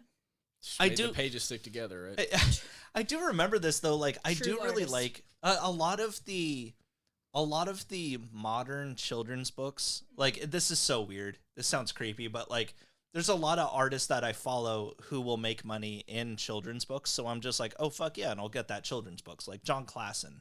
He was really good before he got that book, like Someone Stole My Hat or something like that. There's no moral to it. And it's wonderful. Great art. It's silly. Kids will enjoy it. I hate the fact that they're always like, no. Dr. Seuss had a moral behind this. Like, communism is bad. What Do you is think the a kid moral is to gonna one fucking... fish, two fish, blue fish, bitch, bish? It's about AIDS. So I don't know, man. He's absolutely right. AIDS. Yeah. Wrap it before It's about the you Reagan tap it, administration. kids. But you know, it's like these fucking children's stories don't need morals. Kids are not figuring out what the moral. Even movies, dude. There's no moral that they're following. No kid is watching The Lion, the Warch, and the Wardrops, and being like, But if storybooks and movies and TVs don't teach our kids morals, that means parents will have to parent. Yeah, exactly. A kid's not going to watch that shit and be like, you know what? I think Christianity's right. You know, they're not doing that shit. It's the same argument that they're like, oh, there's a gay kid on Glee that will turn our kids fucking gay. Like, no, it's not. Him watching you kiss Uncle Jerry is making him gay. Like, I mean, there is generally a message. Yeah, there's a message, but kids are not picking up on it, is what I'm saying. Kids generally are not like, oh, this is what it means. They don't care. They just want to see silly animation. Regardless, Andersen would put out the second installment of his fairy tales the next year, again to bad reviews. So he just kind of gave up on fairy tales for a while. Instead, he would release his second novel after the Improvisatore called O.T., which stands for Audanza Toctus. Toctus means prison, and this prison is where the main character is born. And granted, this is coming from someone who didn't necessarily read the novel, but that description alone tells me that Andersen was already inspired by Charles Dickens' work. Regardless, O.T. was completely sold out by June, 2 months after its release. And later the next year, Andersen's third novel, Only a Fiddler, was released to likewise success. But not everyone was a fan. Thank you. Danish philosopher Soren Kierkegaard, who I did not know. Whoa, he's got a first name? Yeah. I only know that I also name thought from he The was Good from Place. the 1900s, but Yeah, either way. I didn't know he had a first name. That's fucking... I had no idea. He wrote a whole ass book in 1838 called From the Notes of One Still Living that was just about how much he hated Hans Christian Andersen's work. In response, Andersen wrote a fairy tale called The Snail in the Rosebush about a beautiful, innocent rosebush that's just sitting there, not hurting anybody, and a dumbass snail that just won't shut the fuck up. Yeah, I would have hated him so much more. Like, I would have written a sequel. I might have strangled him. The story ends with the snail dead and forgotten, and the rosebush remains as beautiful and alive as ever. I would have strangled him with a rosebush. As active as Andersen is in the coming years, from getting into short stories and then slowly making his way back into fairy tales, he still has two worries on his mind: money and marriage. Quote, I need $1,000 a year before I may permit myself to fall in love, and $1,500 before I dare marry. And by the time this almost impossible wish becomes a reality, the young girl will be gone, swept away by someone else, and I'll be an old, dried-up bachelor. Such sad prospects. No, I'll never be rich, never satisfied, and never in love. He also started learning how to swim at 33. Some pretty fucking serious incel. It's never behavior too going late. on. Oh, to Sometimes swim. it is, and you need to get the fuck over it. Yeah, sometimes. Yeah, that part, yeah. Yeah. Well, it wasn't until about 1843 that people were all of a sudden giving Andersen's fairy tales good reviews, much to Andersen's surprise as well. And over the coming years, we would end up with stories like The Steadfast Tin Soldier, The Ugly Duckling, and some tale I'd never heard of before called The Wicked Prince, about a guy who's so mad that priests won't put up statues of him in their churches, so he builds a rocket to overthrow God. And as far as the themes of his stories go, They had the concept of the rocket. rockets back was like then? an ancient Chinese thing as far as I remember. Oh, okay. That's where we get fireworks Like from. fireworks. Yeah. I'm sorry, I'm still thinking about space. Well, as far as the themes of his stories go, yeah, a lot of these stories deal with children dying. One of Hans Christian Andersen's most famous during his lifetime was one called The Angel, about a kid's soul being brought to all his favorite places before being sent up to heaven. Another popular one from this time was The Story of a Mother, about a mom chasing death after he takes away her child's soul. The Little Match Girl is just about a kid freezing to death. He just couldn't stop killing kids. Well, from his first bit of success in 1835 until 10 years later in 1845, Hans Christian Andersen just keeps growing in popularity around Europe. However, back in his home country of Denmark, most of his popularity is still coming from his old novels, not his new fairy tales. When someone does review his fairy tales, it's still negative, and it's always the same complaint. What's the moral? But while he's out and about in, like, say, France, he's dealing with new translations of his past work coming out all at once, so everyone sees Andersen's work as a whole. The people of Denmark, on the other hand, they see his past success as old news. So when he hears reviews coming out of Denmark about his new work, namely his terrible plays, he dismisses it all with the belief that the Danes are just a stupid group of people. As he puts it, quote, "They only live to find pettiness and failures at any prominent personality." How very Emperor's New Clothes. Yeah, a bit. And I'm not quite sure where to place this, but whenever Andersen traveled, he would make sure to bring a length of rope with him because he was scared that he'd be trapped on the top floor of some hotel during a fire and he'd never make it out. Okay, because I was thinking of something else. Well, can you imagine some dude with a penchant for crying just showing up to the front desk with some fucking rope like, 1 room, please? Well, I mean, you wouldn't need that much. You wouldn't need a lot, but like... You wouldn't need enough to get. Well, to the, no, he's a drama Like- queen, so maybe he just, is over. It's because I'm tall. It was part of the thrill. Like, you'd need less if you were tall. On one of his many tours across Europe, Andersen would visit Germany in 1844 and fall in love with Charles Alexander, the Grand Duke of Saxe-Weimar-Eisenach. Quote, Sex-fimer. oh, yeah, sex crimer. Quote,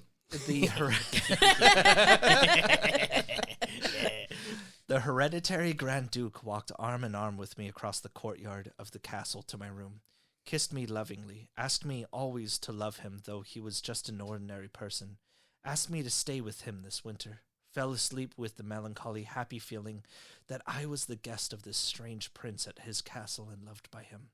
It is like a fairy tale.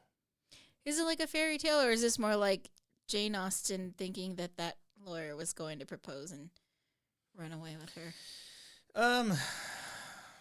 Yeah, no, there's no way that he's going to just room up a fairy tale author. A mistress. Yeah, ain't no mister. open A game. mistress. Right Yeah. Mistress. They don't really Yeah, do no, they that don't. right now. No. The Grand Duke had been married 2 years earlier to his cousin, and they just had their first child together. Regardless, Andersen would go on to write the Duke for several years with the relation, with the Write letters, the of Duke course. or ride the Duke. No, with the with the letters, of course, being held a dear secret to him. But for Andersen, he was all too happy to admit their relationship was a romantic one. Quote, I quite loved the young Duke. He is the first of all princes that I really find attractive. Wait, the young Duke? What was the age gap? I want to say same age. If I don't put it in here, then it's like the same age, like by plus or minus a couple So the gap years. wasn't like big enough to be. It wasn't like his mom and dad, where I had to be like, by the way, she was like 10 years older, and yeah. His diary entries around this time also mention concerns about penis pain and a fear of mental illness, both of which are believed to stem from jerking off. Yes, back in those days, it was believed that jerking it could literally lead to a man being driven insane. Wait, there was penis pain? Yeah, dude, fucking spit on it, you know? No, I mean, no. There were complaints about penis pain, and you just took that as crank and hog and moved along. Well, you didn't want to learn more about this man's penis pain? That is all that he would. Who do you think I am, sir? Of course I looked into his penis pain. It was just from this letter, but I'm kind of offended. Apparently madness was thought to be like stemmed from like jerking penis pain? Well, and penis pain would have been from the same thing. I think he's just rubbing it raw. I mean, that would make you cranky, but like, you know. Hey. Haha, cranky. Look, man, look. Stupid. But witty. You're laughing. It's funny. Look, man, dry beater over here. Hey, same. I'm fine. You know? No, I get it. I'm just saying. He was like, as far as my records of like how many in a day sesh, like if I'm really... you're a sprinter. You know, you go for marathons. A farter? What? Sprinters don't go for marathons. Fart means speed. Jordan. Oh, right. I forgot about that. Like it. I'm just saying it would have to be, you know, maybe it had something medically going on. I don't think it was just the hog. It's about fart. It's about power. It's about shitting in your shower. Anyway, well, during this trip to Germany, who should the 39-year-old Andersen run into but the 59-year-old Jacob Grimm, the eldest of the brothers Grimm, the king of German fairy tales, meeting the king of Danish ones, and both quite near the top of their careers. No, unfortunately, do they touch peen? Jacob Grimm had never heard of Hans Christian Andersen, what so their meeting was kind of cut short. Yeah, but it wasn't all fun and games during these trips. I'm Jacob Grimm. My dick hurts. All right. Cool. So I'm going to cut this short. No, I tried that too. It hurts more. It wasn't all fun and games during these trips. On the nearly 200-mile journey from Ancona, Italy to Rome, Hans was stuck in a stagecoach with some Hungarian guy and an Austrian count, who together concocted a fairy tale that they tried to convince Hans would be better received than his other ones. Because you see, this one wouldn't just be some silly fable, it would have morals about liberty, the Constitution, freedom. From what Hans Christian Andersen could recall, it was some half-baked story about a hen yard. And riding close behind their stagecoach was the ire of Andersen's existence. A Polish princess... No, that would be funny, though. I'm after you, bitch! A Polish princess that was staying at the same places the other three were along their journey and who always wanted the best room, which Andersen was also trying to claim. And wherever Andersen would go... A woman. My foe! And wherever Andersen would go, there would be artists and sculptors that wished to make a portrait or likeness of him for their collection. And every time, when the work was finished, Andersen would bash these guys about how ugly they made him look.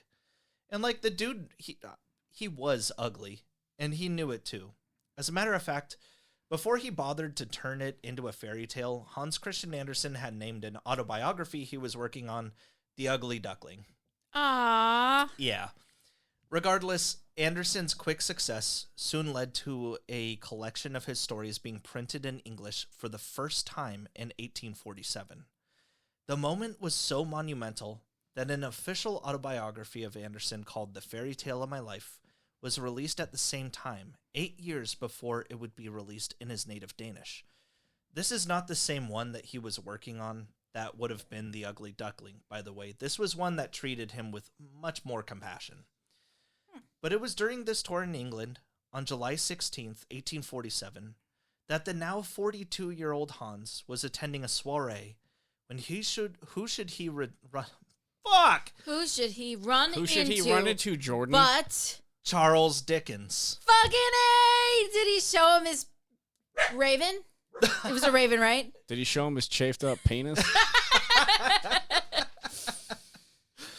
Now, at the time, Charles Dickens was in the middle of his serialized story, Dombey and Son, and had just gotten back from a world tour. So he hasn't reached the absolute godhood that he will when he writes David Copperfield, A Tale of Two Cities, or Great Expectations, but he does have the fame from writing A Christmas Carol and Oliver Twist on his shoulders already. When Hans Christian Andersen met Charles Dickens, he told Charles that he was, quote, the greatest writer of our time. And in response, Charles Dickens sent a package containing a dozen of his own books to Andersen's store. And a raven. Over the next 10 years, Hans Christian Andersen would continue to send letters and books to Charles Dickens, with Dickens never really being more than just polite. You know, that's better behavior than I expected, given what you've told me about Charles Dickens. The stripper really likes me. Yeah. Well, no, I think Charles Dickens was really rude to his family. Yeah. So that's where he got out of the system. Could be. You know what I mean? From what I remember. The Bing Crosby treatment.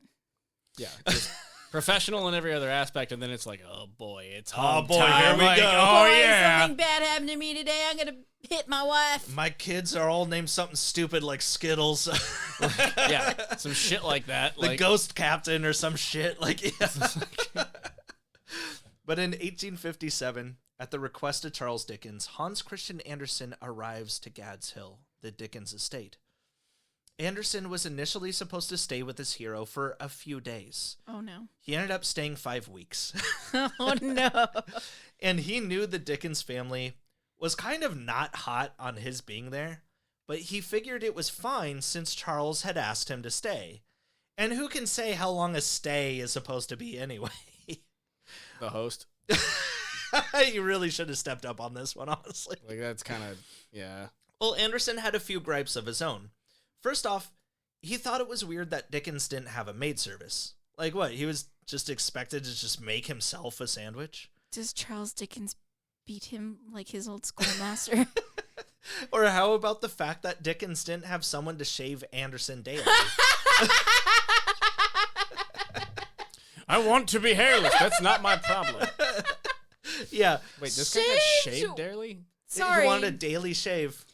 On his face? I don't know On his why. face, I'm assuming. I I'm don't- assuming. It logically it should mean face, but I don't know why my first thought was just full body. Yeah, no, I thought. I it mean, was, honestly, I went Andersen is a immediately to little One freak. Punch Man. That was immediately to this man's freaky ass behavior. Like, Yeah, no.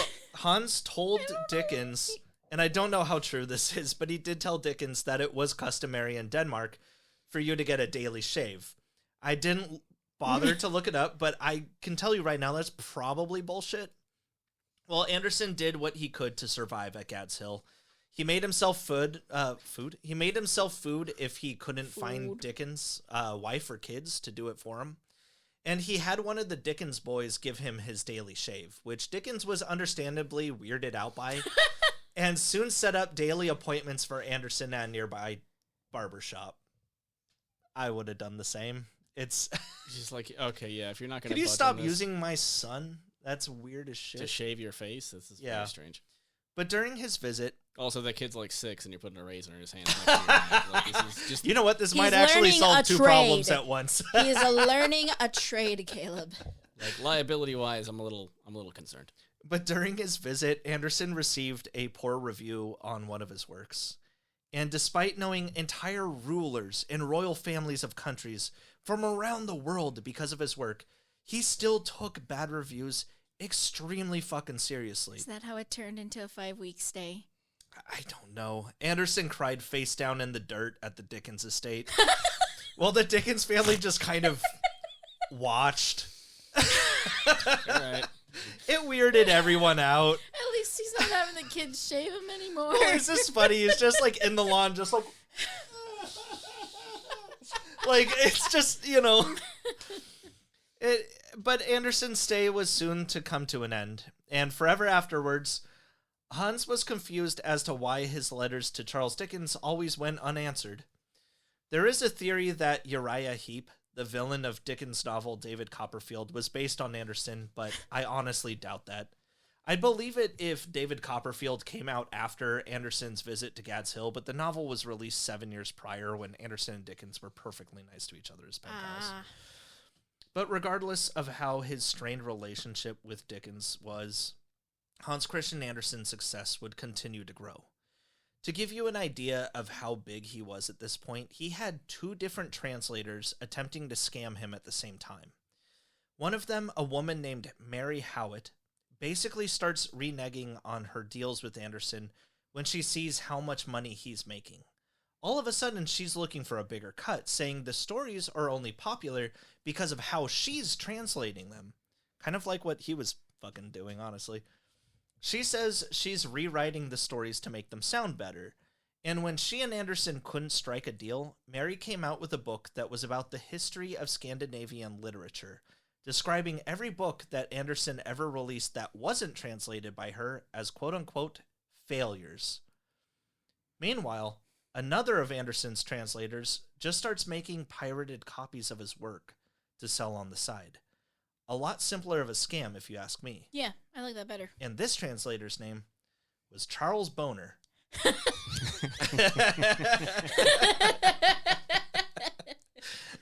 Well, as the years go by, that's all that I have for that one. The end. I Podcast felt like- done forever and ever. I felt like That's all needed it to be needed. said. Well, as the years go by, Hans Christian Andersen starts acting erratic. He's still living in fear of becoming insane. His ups and downs are changing so often that no one is quite sure how he's going to act on any given day. When he's touring across the country, he starts staying in haunted castles, Cool. equally terrified of seeing a ghost and not seeing one. He even thinks he sees one during one stay and surprisingly decides to rush it, only to find out that it was moonlight shining on shit in his room and casting a weird shadow. He becomes self-aware to an almost tragic level, once becoming distraught about being the only person at a party who wore black gloves. He starts seeking religion more and more. He wants to believe in God. He sees Father, Son, and Holy Spirit as, quote, concepts, not persons or bodily figures. But he definitely thinks that he shouldn't join a church until God decides to come to him. And sadly, he seems to think that God is just ignoring him, and he doesn't understand why. Well, he's still unmarried, you know? I haven't been ignoring you at all. I gave you a shit childhood. I did that on purpose. You were beaten. I had that guy fuck your mom. You heard it and everything. It bothered you. And since we're talking about what Hans Christian Andersen believes in, he did not think of black people as a lesser race. It's kind of nice, right? Especially for the time. Yeah, he did believe Jews were, though. So anyway, I mean, it had to be something, right? And there had to be We're not getting out something. of this without. yeah, I'm not going to not bring it up. Yeah. So anyway, to have some semblance of happiness, the 52-year-old Hans Christian Andersen begins dating a 21-year-old ballet dancer Oof. by the name of Harold Scharf. But their public relationship is cut short because it's pointed out by Andersen's friend, Edvard Cullen, that the people think less of him for being openly gay. Instead, Hans and Harold would have to continue seeing each other in private. Maybe it was just the age gap they weren't okay with. What if people thought they were father and son? Like, that is quite an I don't age think gap. that's what it was. Probably not. The amount of fucking heterosexual age gaps there were at the time, get the fuck out of here. Fair enough. Like, nah. Yeah. Like, No, it was- like, Sorry knew. to say, it was the homosexual. also kind of silly to even be like, oh, no, just don't be out in the open with it. It's fine. It's like, no, it's already out in the open. Yeah. Like, don't. But In 1861, Andersen's old mentor, Jonas Cullen, Edvard Cullen's dad, passes away at the age of 85. The next year, Andersen's old teacher and inspiration, B.S. Ingemann, passes away as well. As much success as Andersen is having in life, with his work now being sold in America and becoming a sensation the world over, he seems to be letting his mortality show a little more. Quote, during the night I thought about my so-called want of faith, whether perhaps a ghost might appear and punish me by frightening me, but then I thought, these are creatures from a higher sphere than us. They would not carry with them the chill and horror of the grave, but rather joy and light. So it's 1863. Hans is 58 years old, and he voices his concerns about his life through his diary, stating that he's traveling constantly to quell boredom. He'd usually write fairy tales or short stories while on his travels and get them published locally, but even now, he's been writing very little. He's reading even less, and he feels that his life has become incredibly unbalanced. He's also drinking more than just his usual stouts. He's drinking anything that's handed to him. Eventually, the ballet dancer Harold Scharf stops coming around. Nothing is really said. He just stops showing up. And at first, Hans doesn't really seem to care. But about a month later, he writes, quote, "I am not satisfied with myself. I cannot stand the loneliness. Am tired of life and living." Even when he receives a standing ovation for his work at a public reading, he states that he, quote, "thought about all my human weaknesses and felt that it was almost a joke." It's meaningless without the twink beside me. Well, and what's funny about him saying that he doesn't really care, this is a rumor. I don't know if it's true, so I didn't put it in here really, but he wrote this like 10 chapter like novella called like The Ice Queen or something. And I think it was kind of like what Frozen was based on a little bit. The Snow Queen? No. He made a different one called The Ice Queen. But this is 'cause I was gonna supposedly say, there's that story. Yeah, but supposedly this might be based on Harold Scharf, his twink. And it's just like, but nobody knows for sure. It's just like, yeah, so around that time he just wrote something about a total fucking bitch that needed to die. It's like, that might have been about Harold. I don't know. In 1866, Andersen is awarded the title of Commander of the Order of Notre Dame de Guadalupe by the Emperor of Mexico, Maximilian I. As far as I know, Andersen never met the Emperor of Mexico. It was just something he liked to do.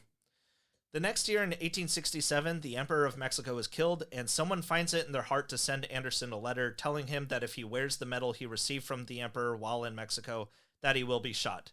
And he's just like, okay. All right. As you do. I'm not even involved. Why? All right, I will Because continue. they're Kierkegaard fans over there, all right? All right, man, not going to be an issue. All right, So Andersen goes on another trip through Europe, and while he's in Portugal, he rooms with a banker who tells Andersen that he needs to go to Lisbon to quote-unquote screw. Honestly, not bad advice. They do have good food. But Andersen sits on this recommendation till he's in Paris. Quote, "During this entire trip, I have been urged to seek out a prostitute. However tired I was, I did, all the same, decide to see one of these creatures. I approached a house. all right, man. There appeared a woman. I don't think you needed to use that word even at the time, but okay. There appeared a woman in the business of selling human flesh, and 4 prostitutes paraded for me. The youngest was 18, or so they said. I asked her to stay. She wore almost nothing but a shift. I felt so sorry for her. I paid 5 francs to the madam, gave her, when she asked me for it, 5 francs, but did nothing, merely looked at the poor child, who undressed completely and seemed surprised that I merely looked at her." I got a lot to say about this. Yeah, feel free. Okay, no. Ew.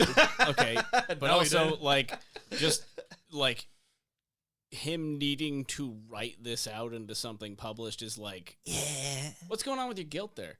Yeah. Well, she looked right? 18 to me. She looked 18 to me. It was like, no one even asked I don't you even about think that was dude. an issue. I don't think there was an age legally back then. I know, but just like, no, she looked old. No, everything's fine. It's Yeah, kind right. of, It is strange. it's like, bro, why are you telling us this right now? Well, according to Andersen, he never engaged in sex with prostitutes. He just paid them to hang out. Which, sure, maybe he did. You don't need to pay a prostitute for that. Well, I can't tell if he's like jerking off while he's talking to them or if he's just killing time to make it look like he fucks women. I don't know.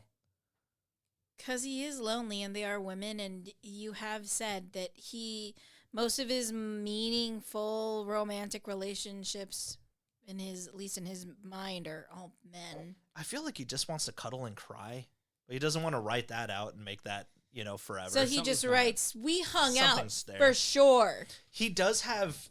We talked about our favorite fairy tales." Well, he does have friends that would prod him to go along. They're like, "Oh man, so great hanging out. let's go fuck women. Or maybe girls, hard to say.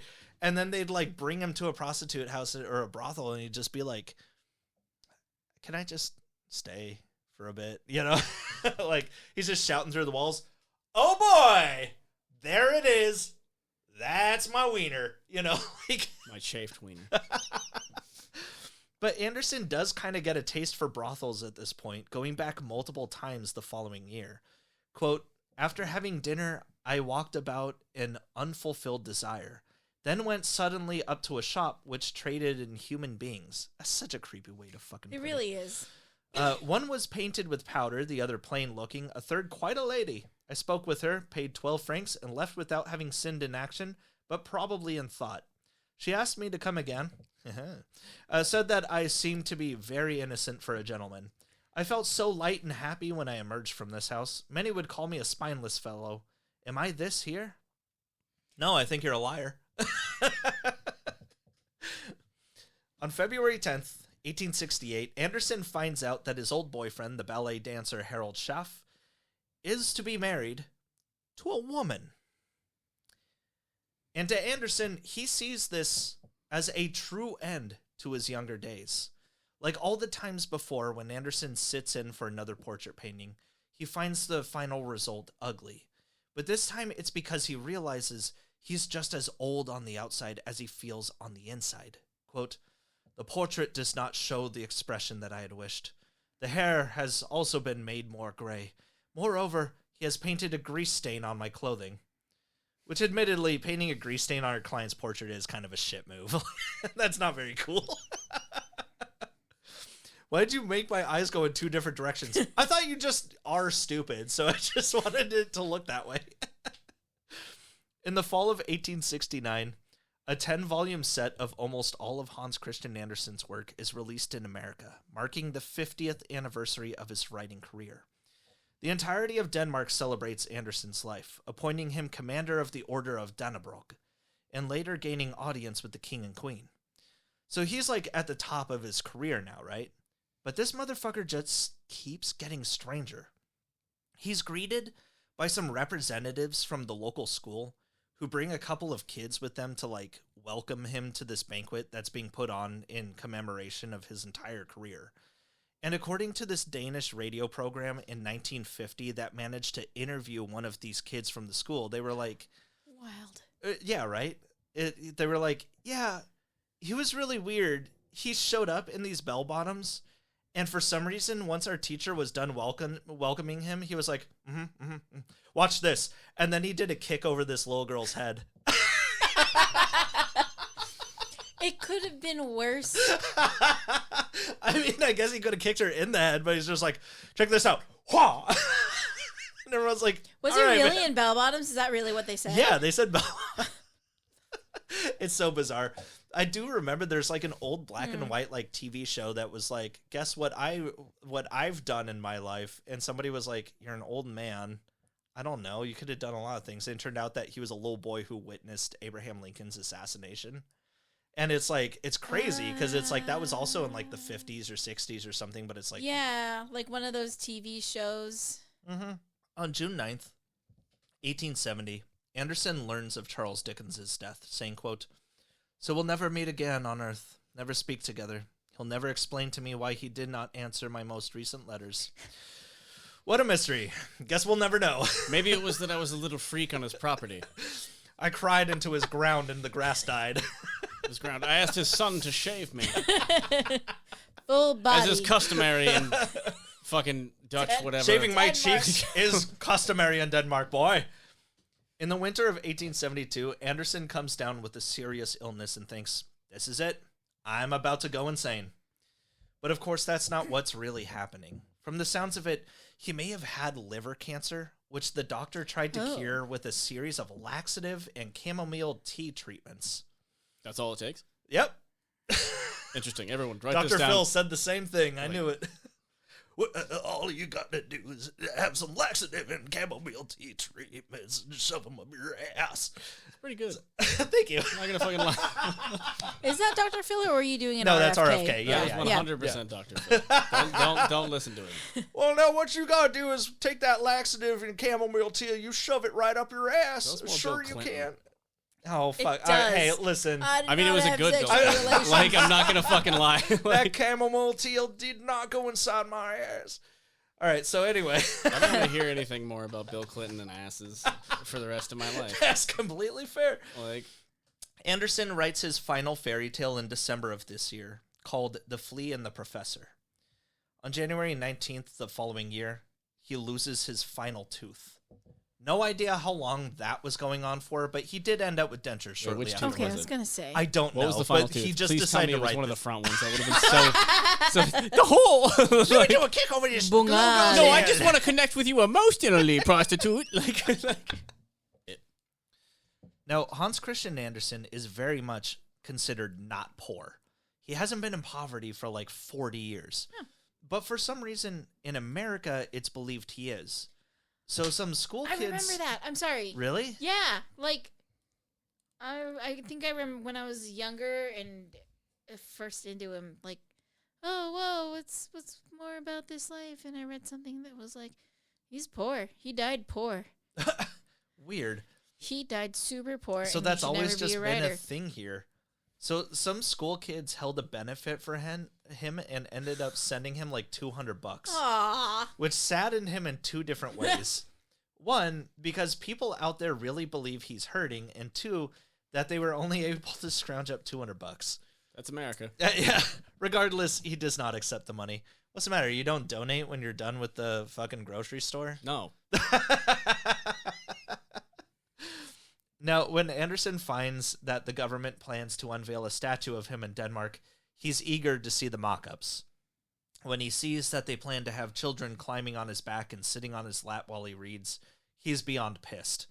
He's like, my fairy tales are for everyone, not just children, goddammit. He Also, wants grown men on his shoulders, sitting in his lap. women at his knees. Also, you made me ugly. I'm not gonna fucking lie, dude. If I spent time like doing serious writing and then everyone was like, dude, our kids love this, I'd be like, good. What? No, that's To be fair, hey. this is actually the first time hearing that he's written novels for adults, not just fairy But tales. well, nobody knows them though. That's the thing. Yeah. People don't give a Well, shit about that. They care more about the fairy Exactly. tales. Yeah. Surprise, surprise, they don't have morals. Yeah. And they're yeah. still, oh, like, there you go. long-standing. Yeah, I'm sure his novels probably did. They probably did have morals, and then look at what fucking happened. Nobody read them. Nobody knows that's about them. Probably good in his case. Honestly, yes. Yeah. On July 5th, 1875, Andersen composes one last poem on his deathbed called Funen and Switzerland, which, to be honest, I couldn't actually find a translation of.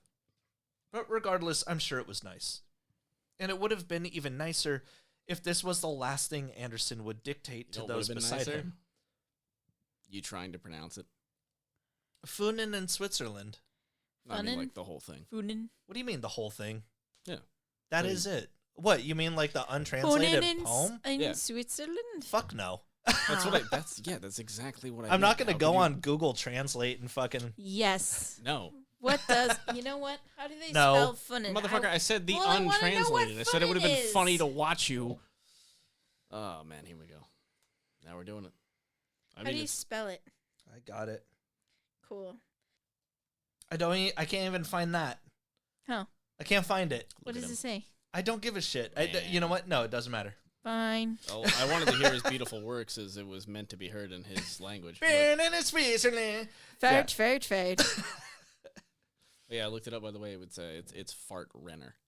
Fart Renner. Like Jeremy Renner. Hey, Hey, Fart Renner.